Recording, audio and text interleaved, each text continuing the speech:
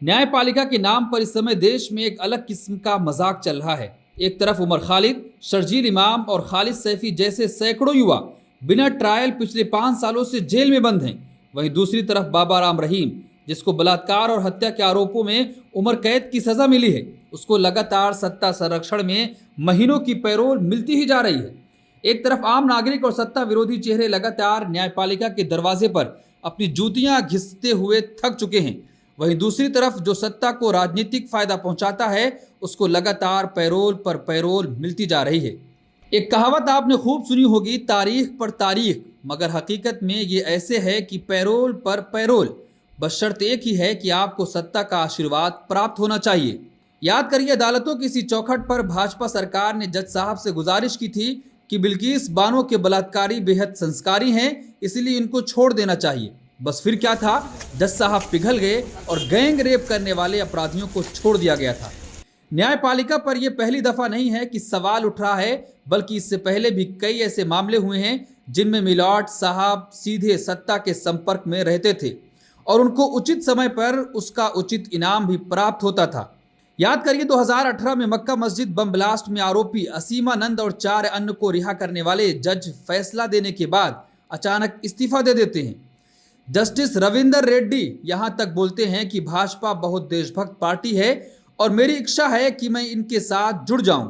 यहां तक कि उस समय भाजपा कार्यालय में उनके पोस्टर भी लगा दिए जाते हैं, मगर वो अपने खिलाफ उठती आवाजों की वजह से ऐन मौके पर मुकर जाते हैं।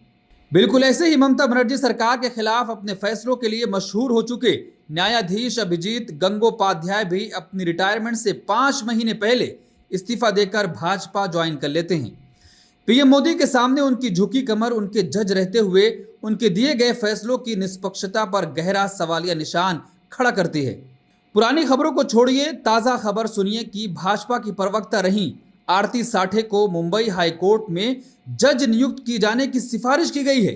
एक तरफ मीडिया और कुछ जज भाजपा के प्रवक्ता का काम करने में बिजी हैं, वहीं जो भाजपा के आधिकारिक प्रवक्ता हैं उनको जज बनाया जा रहा है। ऐसे ही याद करिए, 2021 में जो जज महोदय stand up comedian Munawar Faruqui को जमानत देने से इनकार कर दिए थे, वो अपनी रिटायरमेंट के 3 महीने बाद भाजपा में शामिल हो गए। सिर्फ शामिल होना एक बात है, वो खुले मन से यहां तक बोल गए कि वो मोदी जी के विकास से बेहद प्रेरित हैं और हमेशा से भाजपा की नीतियों से प्रभावित रहे हैं।